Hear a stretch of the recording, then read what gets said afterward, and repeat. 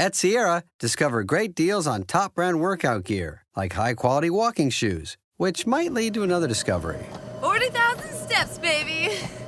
Who's on top now, Karen? You've taken the office step challenge a step too far. Don't worry, though. Sierra also has yoga gear. It might be a good place to find your zen. Discover top brands at unexpectedly low prices. Sierra, let's get moving. Even if we look at athletic stuff, kids playing on teams, if a child has a problem with the way that the coaching is going, or they didn't feel like they got enough playing time, or they wish they had been not taken out in the third inning, it's very frequently happens that the parent will step in and have the discussion with the coach rather than allowing the child to have the discussion. It even happens in high school. Welcome to Season 7 of Flusterclux with Lynn Lyons, where we'll talk about managing anxiety and all the other emotions too. We tackle the serious stuff without being too serious. I'm your co-host, Robin. I'm Lynn's sister-in-law, and I'm here to ask your questions. And I'm Lynn Lyons. I'm an anxiety expert, speaker, mom, and author. I've been a therapist for 35 years. Parenting can be a flusterclux, and I'm here to help you find your way. I'll tell you what to do and what to say.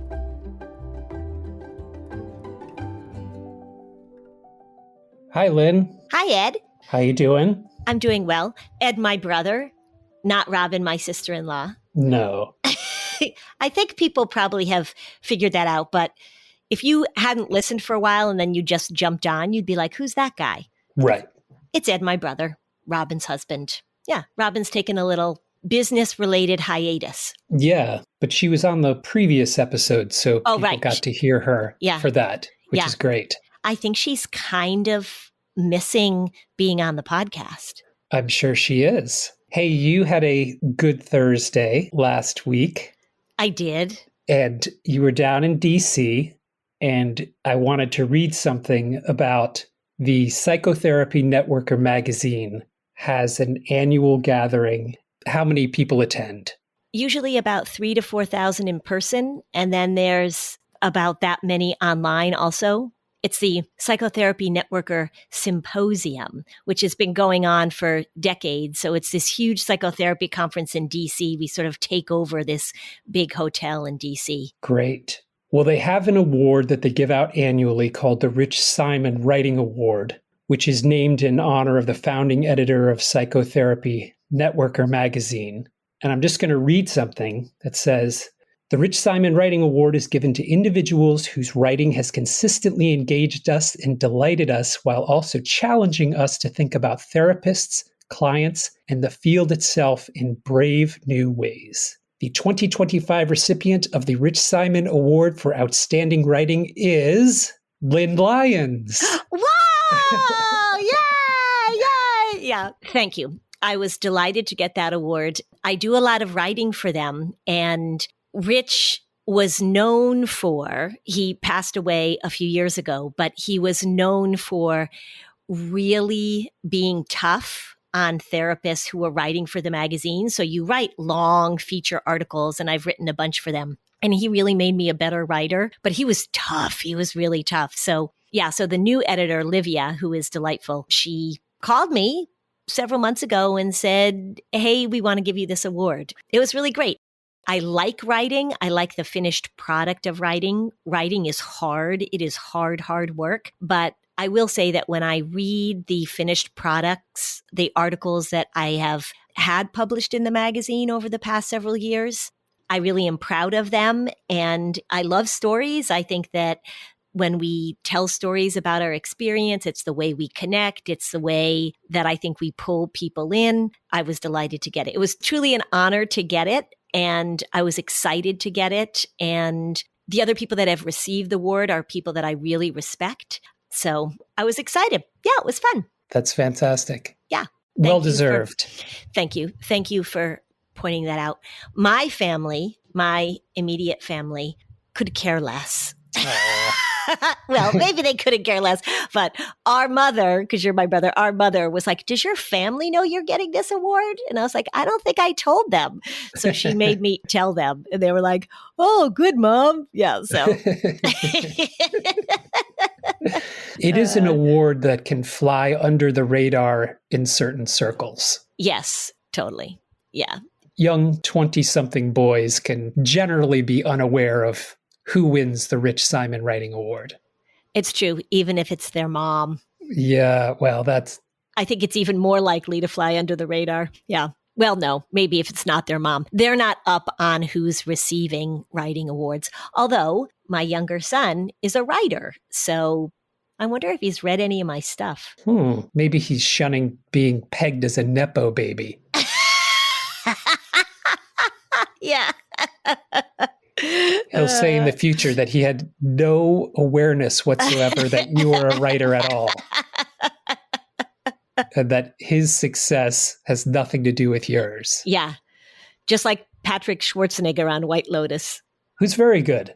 He is excellent. I will give him good props. Yeah.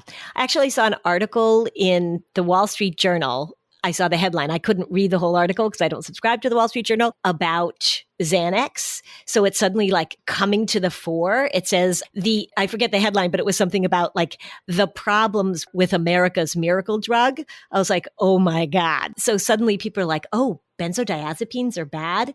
I've talked a lot about benzodiazepines and they are not good. We can talk more about them at another time. But yes, so White Lotus is somehow bringing awareness of Xanax to the American viewing audience, which is kind of comical to me. They're prescribed a lot. Especially to the young, which is more concerning. It is very concerning. Very concerning. So speaking of young people, we were talking about the 5th anniversary of COVID. Yes. And how that's cause for reflection on what that strange period did and did not do for young people. And what are some of the things that you've learned over the last 5 years and how it's impacted the young people you see? Yeah. In terms of the impact, certainly all the talk about anxiety and depression and mental health and all that stuff, the isolation and looking back and saying, was it good that we had kids out of school for so long? And I think everybody sort of was like, no, it wasn't good. And all of that stuff going on. Wasn't good in what respect? The socialization element? Yeah, just the isolation and the socialization and not being with kids. So teachers really, when kids came back, especially for elementary school kids and middle school kids, actually, they really saw a difference in what these kids had figured out, how they interacted, what their social skills were. So I think that was a problem. In addition to the learning, I always look at it but from the social emotional perspective. But I actually had a few things happen. And it was kind of interesting because it was coinciding with all this talk about the 5th anniversary. And then I had several experiences that were sort of bringing this to my attention of sort of what is the impact with kids aside from anxiety and depression, but what are we seeing in kids that directly impacts their social interactions? And I had a few experiences recently that made me want to talk about this today. One thing that was curious to me is that I had a teenager in my office and with her parents, delightful, and she has just secured her first part-time job ever, working in a retail establishment. And she has not had a conversation with a single human being. So she's starting soon. She knows her day that she's supposed to go in. But she applied for the job online, and then she got a questionnaire for her interview. They emailed her a questionnaire and a link, and she was to click the link and answer the questions, and they were recorded. And then she was to submit the recording to the powers that be. And then they would watch the recording, and then they got back in touch with her and gave her a date to show up at the place where she's working.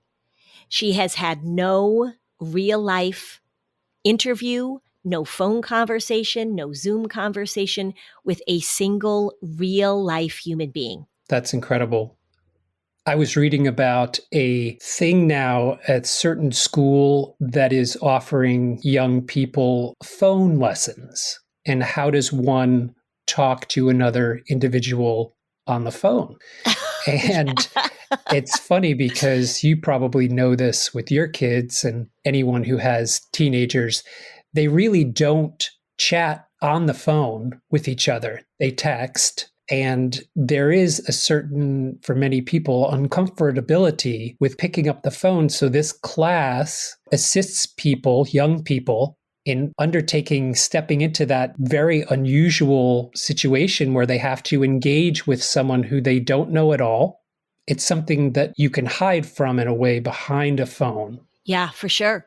Well, and one of the things that the research has shown too is that having a conversation with a real live person in real time is different than texting because you have to do it spontaneously. You have to engage with the person. You have to make eye contact, or even if you're on the phone, there's a give and take in a conversation. With kids who are texting, one of the things that has become commonplace is that they spend a lot of time creating the text. They spend a lot of time editing the text. Then when they send the text, they spend a lot of time rereading the conversation. So it's there permanently in front of them, where if you and I are having a conversation, there's no permanent record of the conversation that we can go back and look at it. So it almost becomes like, it reminds me of a legal deposition in which you've got the court stenographer writing down everything they say. And they say, can you refer back to the court testimony? So there's a lot of pressure on those conversations and not a lot of practice with that give and take, not a lot of practice with that social skill stuff. And I wonder, and I don't know this for sure, I haven't seen research on this, but I wonder if a lot of what parents are seeing that is being called social anxiety is really just a huge lack of practice in dealing with these kinds of conversations. Because my younger son absolutely does not have social anxiety, but when he was a teenager, he would do everything he could to avoid talking on the phone. And this was before COVID. For him, COVID was when he was in college. Calling and ordering pizza and talking to another human being on the phone, or meeting the pizza delivery guy. A lot of kids won't order in a restaurant. They don't have experience going into stores. Yeah. They don't have experience. Like, think of all the interactions we had before phones. Sure. We talk a lot on this podcast about introducing experiences to children so that they develop that muscle and that comfortability towards uncomfortable situations. Yeah. And even asking directions, stopping and asking for directions. They don't have to do that anymore. You can go through a large part of your life not having spontaneous interactions with other human beings. If we were to track the amount of conversations that kids have with their peers or with their employers, I mean, that was such a surprise to me. Going into a store and asking a salesperson, like, where could I find the blah, blah, blah, blah, blah? It was interesting. Our mom and I went into a store in Boston recently. We were looking for a dress. And we walked into this store. There was a young woman behind the counter. She was, I think, looking at her phone. She was looking down. We walked in and we said, hi, we're looking for blah, blah, blah, blah, blah. And she sort of looked up for a second and she goes, okay. Then we went into another store still looking for this thing. And we walked in and there was a young person in there who was so helpful. Like, we walked in and we said, we're looking for this. He's like, oh, well, I've got this on sale and this would be really cool and this and this and this. And he was so personally engaged that it was almost surprising. And we were just contrasting these two interactions with these young adults. They probably were both in their early 20s.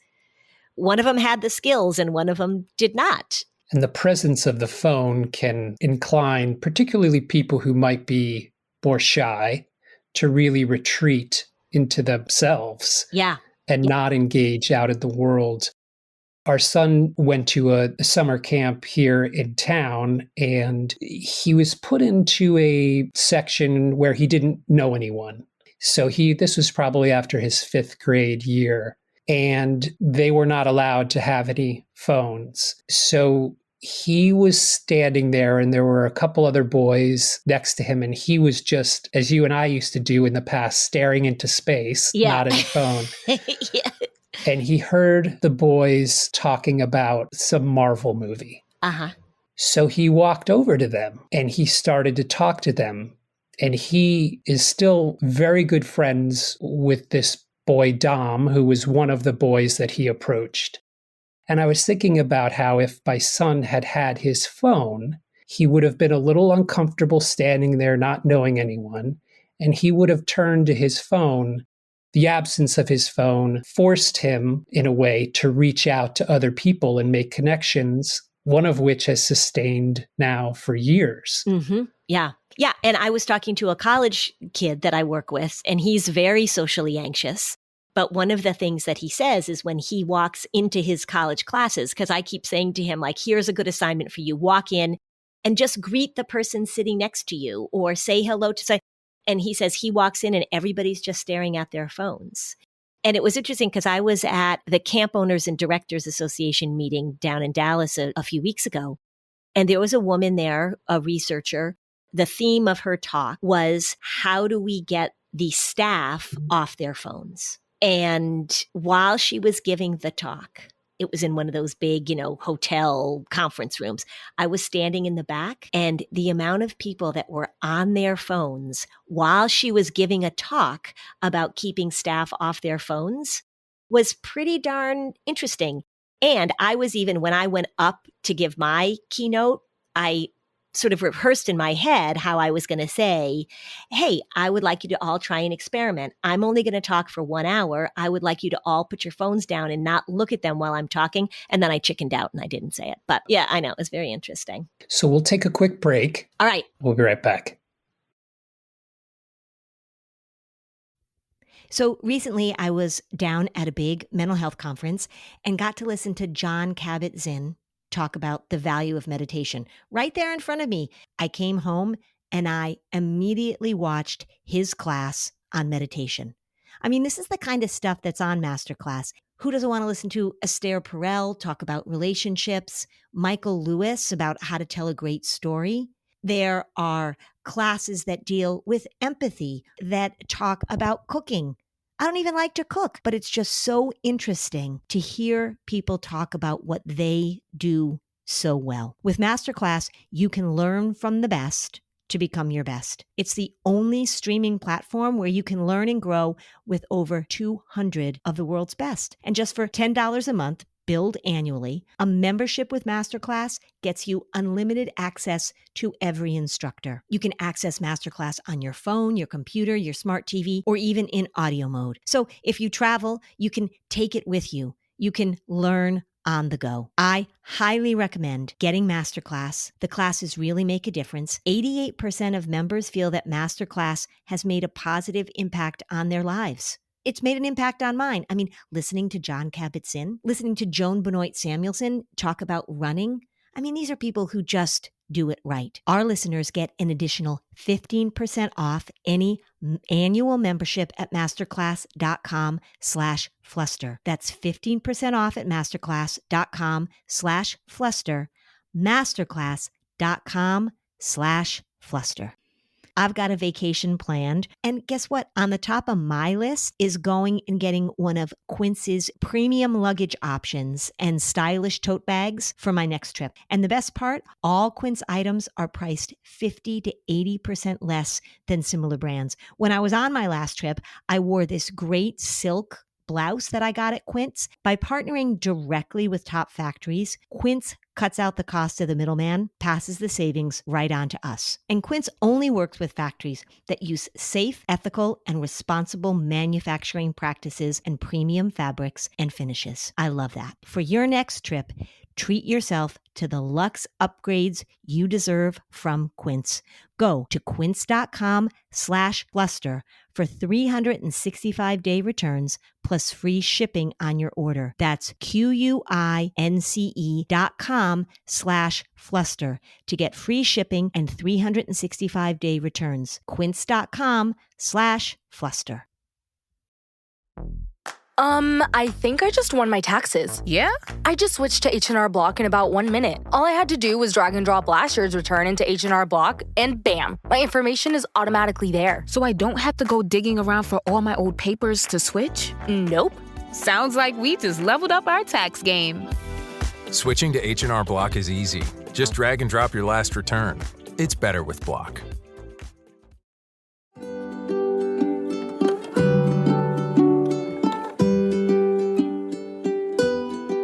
Okay, we're back. Okay, so here's the other story of what happened to me recently, Ed, which really got me thinking about this issue of post-COVID. Have we not done our jobs teaching kids in-person interactions, in real-life interactions? So I was at a school and I was talking to the middle schoolers and the high schoolers. And let me just preface this by saying that everybody who I worked with, like the adults and everything, were fabulous. This is one of those times when I go and they were so nice. Everything was so well organized, et cetera, et cetera, et cetera. So I'm not throwing shade at this school at all. The middle schoolers, I talked to the 5th through 8th graders first. They were predictably squirmy. Middle schoolers are the hardest audience. The 5th graders who had been invited to come up and sit with the middle schoolers, that was kind of a treat. They were delightful. The 7th graders, I mean, they're all performing for each other and that's just how it is. And I know if I ask them a question, they're all going to yell out the answers and laugh at each other. I totally accept that. High schoolers are usually pretty good. High schoolers will listen to what I say. Generally, I piss somebody off, which I'm used to when somebody marches up afterwards and gives me a piece of their mind. I'm used to that too. I can engage in those conversations. But these high schoolers, not all of them, but a good chunk of them decided ahead of time, and then I got wind of it, decided ahead of time that they were going to all set their phone alarms to go off about 15 minutes into my talk. And it happened. I knew it was coming, so I just stood there. And I said, "Are you done?" Like that. And then I kept talking. And several sweet kids came up afterwards and said, like, "We're sorry. And we didn't do that." And blah, blah, blah. So that was interesting. They aren't allowed to have their phones in class, but they can have their phones other times. I was up on a stage looking across the audience, and I could see that the majority of kids had their phones on their laps. A lot of them, some of them were listening to me, but a lot of them were on their phones. I was heckled in a way that I'm not usually heckled. I would ask questions. There were times when I would ask a question and somebody would yell out kind of a obnoxious 15-year-old boy answer. And the whole place started clapping and cheering in response to his heckling comment. It was really interesting. It was different. Yeah. I mean, I did a talk once for a middle school and they were so bad. It was first thing in the morning and they were so bad that when I was done, the principal came out on stage and sort of read him the riot act and said, "That's not how we behave when we have a guest speaker," and blah, blah, blah, blah, blah. But I have never had that. They will object to what I say because I say things that are kind of provocative that sometimes kids don't want to hear. But to have 45 minutes of pretty consistent, let's see if we can throw her off her game. Let's see if we can say things. Let's see if we can get a laugh from our peers. There was a group of boys sitting right in the front row, and they were clearly interested in seeing if they could disrupt me or so it was very, very interesting. And I was talking to the people in the school afterwards, and of course they were like, "Oh God." But what it really seemed to me and what we talked about was that nobody had really been very intentional with them about behavior when you're in that setting. So how do you behave when you're watching a performance? And I was talking to the theater person prior to the talk. She was helping me set up and everything. And she was talking about this theater festival that they went to. And she said what she found out about many of the students is that they had never seen a live play before. And so when we think about COVID and we think about what these kids didn't do for those years, and it's really not come back, in my opinion, the attendance at my talks have been lower since COVID. How often do you go to the movies? Do kids go to the movies? After COVID, movies are streaming almost immediately after they're released in a theater. Do we go to concerts? I guess. And I just thought these kids haven't been in this setting very often. If someone was listening to this and it resonated with them, what might be a suggestion you would have? You can't change the whole world, but you can help change your children's patterns most readily. What would you recommend might be a good way to help? Well, I think we just need to talk to them directly about it. And they could even say if they're listening to this and they want to sort of get in there and tell this story, say, "I was listening to this podcast and this woman went and talked to a bunch of students and they were They set their phones to go off. They weren't paying attention to her. What do you think the behavior is when you're sitting in a place? And a lot of schools I've gone to actually with the little kids, before I start talking, the teacher or the principal comes up and says, so let's remember what are the rules that we follow when we have a guest in front of us, and explicitly says, this is what we do and this is what we don't do. And I think it's really important for parents to talk to kids about that and to try and give them practice. My husband and I were talking about it, and I said, we used to go to the movies all the time. We used to take the kids to the movies.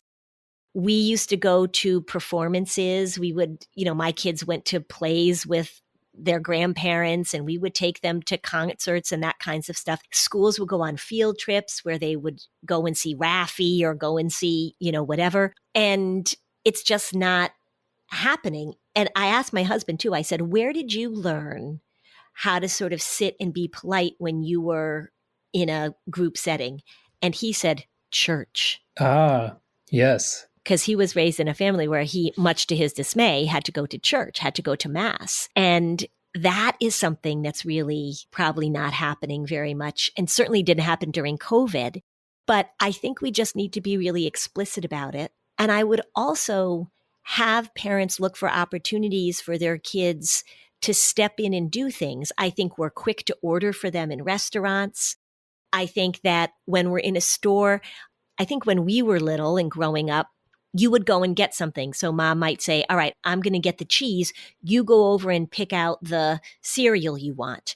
And the kids go off into the grocery store and grab something. I think with all of the danger and the safety chatter, parents don't let their kids out of their sight. So kids have their phones and or they're with their parents all the time. Even if we look at athletic stuff, kids playing on teams, if a child has a problem with the way that the coaching is going, or they didn't feel like they got enough playing time, or they wish they had been not taken out in the third inning, it's very frequently happens that the parent will step in and have the discussion with the coach rather than allowing the child to have the discussion. It even happens in high school. Yeah, in college even too. I think we talked in the past about this crazy story that I heard where a professor was handing back papers. He gave the paper back to a young woman. She raised her hand. He said, yes. She said, my mother would like to speak with you. So the young woman had gotten her paper back, gotten like a B-, was very affronted. Yes. Texted her mom. The mom called her daughter and said, put him on the phone. Oh my gosh. Well, and I was hearing that about job interviews, that parents were going into job interviews with their child, but then with phones, like FaceTiming. So their mom or dad was on the phone during the job interview. Yeah. I was thinking about all of this. We bought a basketball hoop, like a freestanding basketball hoop. And I had the delusional notion that I would assemble it. So my son and I went to the hardware store to buy tools that we would need. Thinking about the conversations that you and I have had, I stood back and had him approach the guy, who was very helpful, and ask for the certain things that we would need. That was out of his normal manner of interacting in a way, just as we've been speaking, because a lot of the times we buy stuff online, but this was time sensitive. We wanted to get it done. Mm-hmm. How'd it go? Well, we had to stop at section 1.1. So we did not get very far. And so did it ever get completed, or did you have to? So yeah, this was Saturday. So we're going to enlist professional help. What are those services that you call and somebody comes in a van to solve your assembly nightmares? Yes, we did not get far. Yeah. Well, I empathize because I have a very hard time looking at directions. Maybe a video would help me more, but visually translating what's on the paper, putting together some IKEA bookcase. And really, it makes me feel like I'm going to cry. And I probably in the past have actually cried, but it definitely gives me the cry feeling. It is so hard. So I understand what that's really funny. You got this section of 1.1. That's very funny. There's a lot left to do. A lot. You could not play basketball at this point. Oh, all right. Let's take a quick break, and I'm going to come back and give parents some more tips if we want to turn this ship around and increase our kids' ability to have real life conversation. I've got some ideas. Great. I was never really a runner. The way I see running is a gift, especially when you have stage 4 cancer. I'm Anne. I'm running the Boston Marathon, presented by Bank of America. I run for Dana-Farber Cancer Institute to give people like me a chance to thrive in life, even with cancer. Join Bank of America in helping Anne's cause. Give if you can at BofA.com/supportAnne. What would you like the power to do? References to charitable organizations is not an endorsement by Bank of America Corporation. Copyright 2025. The spirit of innovation is deeply ingrained in America, and Google is helping Americans innovate in ways both big and small. The Department of Defense is working with Google to help secure America's digital defense systems, from establishing cloud-based zero-trust solutions to deploying the latest AI technology. This is a new era of American innovation. Find out more at g.co/American innovation. Springfest and Ego Days are here at Lowe's. Right now, get a free Select Ego 56-volt battery with purchase of a Select trimmer, blower, or mower kit. Plus, shop today for new and exclusive items you need for your lawn. So get ready for spring with the latest in innovation from Ego, the #1 rated brand in cordless outdoor power. Only at Lowe's. We help, you save. Offer valid through 4/2. Selection varies by location while supplies last.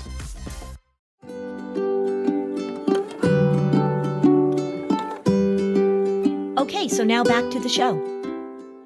All right. Remember, I've been saying, like, I don't want to sound like the cranky old man on the lawn shaking my fist.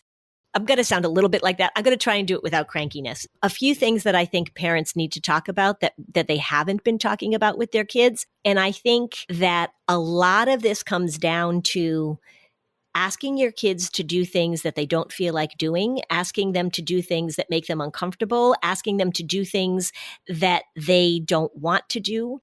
And very often we just do it for kids because we can do it easier and faster. So here's the list of things that I think that kids should learn to do. Number 1, they should learn to order in a restaurant. They should write thank you notes. Now, I know that people are going to be like, oh, thank you notes. There are kids that don't even know how to address an envelope and don't know where the stamp goes because they just text. They just text their Aunt Sylvia. They just text their grandma. It is really a lost art, but there is something special, something important about having kids learn how to write a thank you note and put that in the mail. And I know people would be like, oh, that's so 1972. I've been harshing on those high school kids, but let me just tell you another story. Is that I recently was asked to just meet online with a group of kids in high school that are in a health sciences program, and many of them are interested in going into education and also into mental health. So the teacher emailed me and said, would you be willing to join us during our class so that they can ask you questions? So I did it. They asked me questions. They were delightful. They had their questions prepared. It was just so nice. And then yesterday, I got a thank you note in the mail. That was just such a lovely gesture. I volunteered my time and I was happy to do it, but I just got a card in the mail from this class saying, we so appreciate you doing that. It was just very, very nice. So thank you notes. The other thing too is that I want kids to recognize and understand the difference between having a text conversation and having a face-to-face conversation, because one of the things that's happening, and this is not going to surprise anybody, is that it's much easier to say mean things and to insult somebody or to hurt somebody's feelings when you don't have to see the impact on their face. And the more that we give kids an out, the more that we dismiss the value of face-to-face communication, the more that we let them text everything, don't talk to people, I think the less empathy that they develop. I think that teaching kids how to express sympathy to someone, to give condolences, to have that awkward conversation when you and I've said this before, I call it awkward empathy. If your friend's dog died or if your friend's grandpa died, being able to look somebody in the face and say, I'm really sorry that that happened, is a really important skill for building empathy and connection.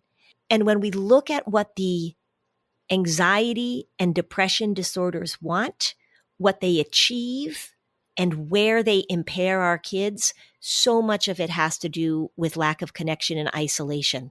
The more our kids are isolated from real human contact, the less they develop those skills. We are hardwired for that. And so I think it's really important to just look for those opportunities. Our mom did something actually that was pretty awesome. I had a 4th grade teacher, Mr. Fletcher. He was super nice to me. And in fact, you were talking about the writing award at the beginning. I mentioned him during my acceptance speech because we had a little bit of a deal, Mr. Fletcher and I. I was really good at spelling and I was really having trouble. I'd gone to a new school and kids were being pretty mean to me. I mean, like truly, don't feel sorry for me, but it was they were really mean. And so he and I had a secret deal that when the other kids were doing spelling, I was allowed to write stories. We didn't tell anybody this, but it was just such a nice gesture. So I mentioned him. But when he retired, they were looking for a student to go to his retirement dinner and just say a few words. And our mom was like, hey, you know what? Mr. Fletcher was so kind to you during a tough time. I think you should volunteer to do that. And I did. And I was nervous and I had to make a little speech and I stood up in front of people and gave the speech. But it was a really good experience. I think we have to keep track of that. It's so easy for us to just sort of let that go because kids don't want to do it. It takes some effort on our part. It's easier to just order for them in a restaurant, but we have to develop those muscles for sure.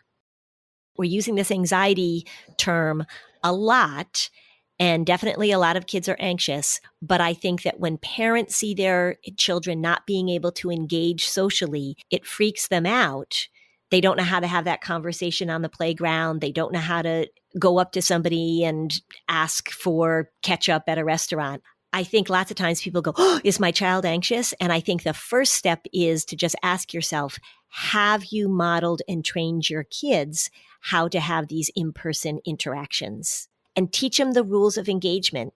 Teach them manners and teach them that when they are in front of people, there are do's and don'ts, including don't set your phone alarm for 1:30 when somebody's there giving you a talk. Look people in the eye.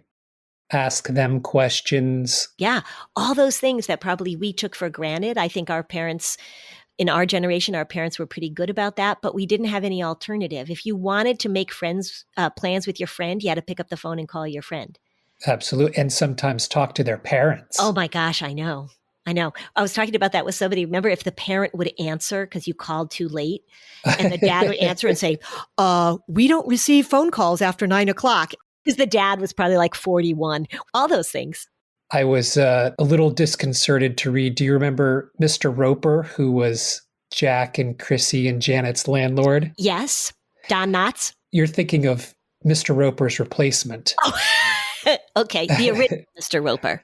The original, because Norman Fell, the original Mr. Roper. Oh, yes. I'm picturing him now. They spun off, he and his wife, to get their own show. Do you remember that?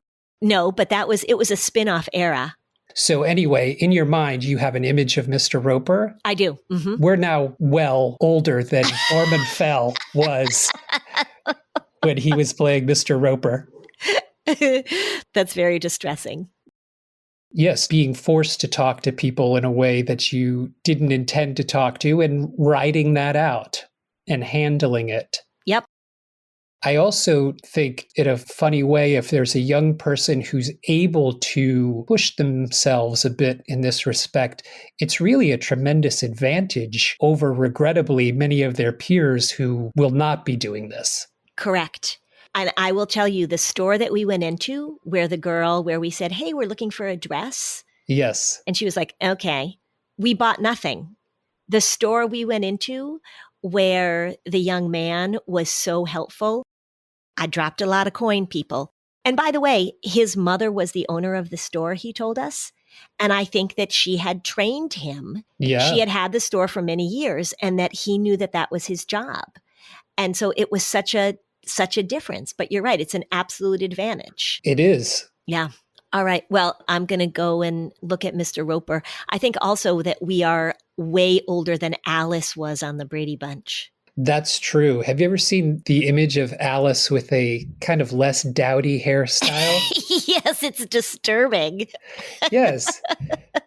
Yeah. She was actually quite an attractive 40-something woman. Yeah. They really, with that hairdo and... Yeah, they dowdied her up. They did. Maybe Sam the Butcher liked it. Yeah, maybe that was his thing.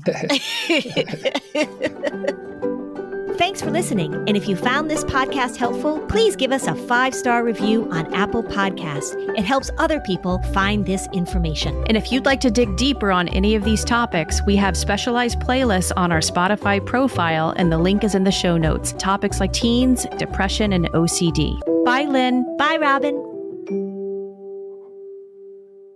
Well, I'll be a hitchhiker in an Easter Bunny costume. Hop in. Where you headed? BJ's Wholesale Club to do my Easter shopping. I have so many baskets to fill. That costume is so lifelike. There's not even a zipper. Oh, there's BJ's. I can hop out here.